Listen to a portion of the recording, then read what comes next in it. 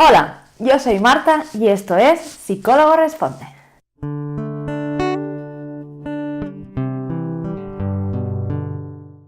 Ante una amenaza podemos sentir diferentes estados sentimentales o emocionales. Por eso, en este vídeo vamos a ver la diferencia entre diversos estados ante una amenaza. Estamos hablando de la angustia, la ansiedad, el miedo y el estrés. La angustia está relacionada con los sentimientos de dolor, de sufrimiento y de desesperación. Es una emoción compleja y desagradable que aparece cuando nos sentimos amenazados por algo. Se diferencia de otro tipo de emociones o sentimientos ya que es visceral, es decir, se siente más como un malestar físico que no psíquico. La angustia la podemos identificar cuando decimos aquella típica frase de "se me ha quedado mal cuerpo". Un ejemplo de la angustia podría ser esa sensación que nos queda ante la pérdida de un ser querido. El estrés en sí no se considera una emoción, es más bien una reacción que se produce cuando nos encontramos ante una emergencia. De hecho, el estrés es imprescindible para nuestra supervivencia en el mundo, ya que es una reacción que el ser humano ha ido evolucionando a lo largo de los años para enfrentarse a las posibles situaciones que pueda encontrarse en este mundo que le rodea. El estrés es descrito como una relación entre la persona y el ambiente o entorno que le rodea, ya que la persona siente estrés cuando le da la sensación que no da más de sí, que no llega a conseguir una meta con sus propios recursos. Estamos hablando de recursos, ya sean recursos temporales, emocionales o físicos. Ante el estrés son típicas las frases de "no doy más de sí" o "no puedo con todo". Por ejemplo, sentimos estrés cuando tenemos que hacer una tarea que para nosotros es importante,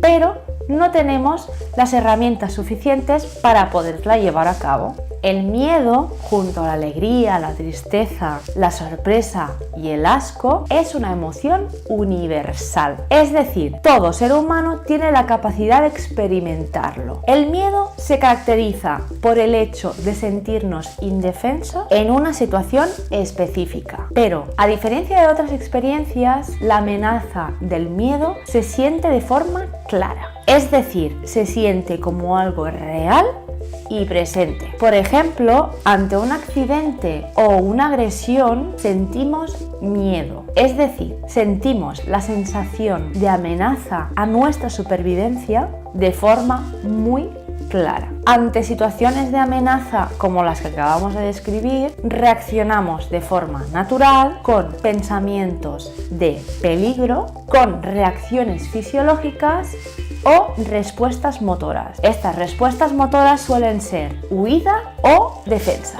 La ansiedad es una emoción natural, es una emoción que viene acompañada de agitación, de inquietud y bajo estado de ánimo. La ansiedad se caracteriza por una tensión desagradable tanto a nivel mental como físico como emocional. Es importante recalcar que cuando estamos hablando de ansiedad, la amenaza no es tan clara como en el caso del miedo. Es decir, esa amenaza no está directamente relacionada con un peligro presente y real como en el caso del miedo, sino que la ansiedad está más bien relacionada con la anticipación de peligros futuros. Estos peligros normalmente los percibimos como algo poco definido, difícil de describir y que no suele ser previsto. Seguramente habréis experimentado ansiedad más de una vez a lo largo de vuestra vida, como por ejemplo ante exámenes, a la hora de hablar en público, al sentirnos criticados o evaluados por una persona o varias personas o en cualquier situación social. La aparición de estados como la angustia, el estrés,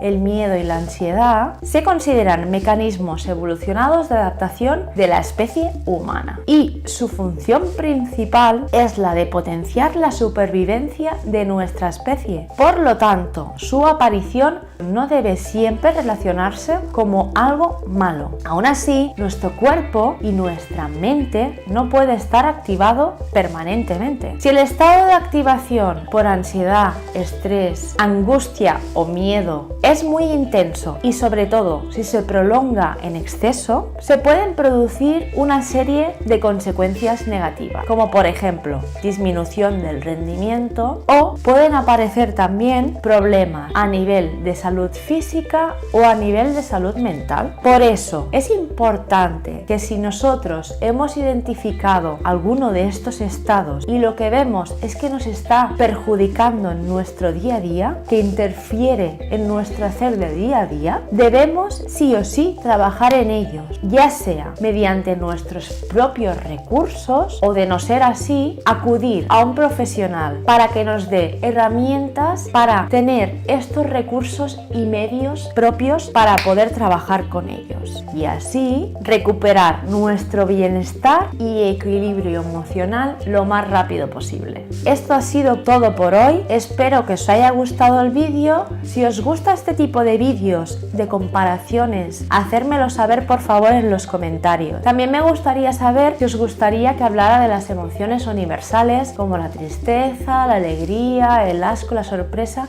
y el miedo, que ya hemos hablado. Y también me gustaría saber si en algún momento de vuestra vida habéis identificado alguno de estos estados y nos podríamos dar ejemplos para tenerlo más claro. Y bueno, nos vemos la semana que viene. Podéis hacer cualquier pregunta relacionada con psicología en mi canal de Twitter. Hasta la semana que viene.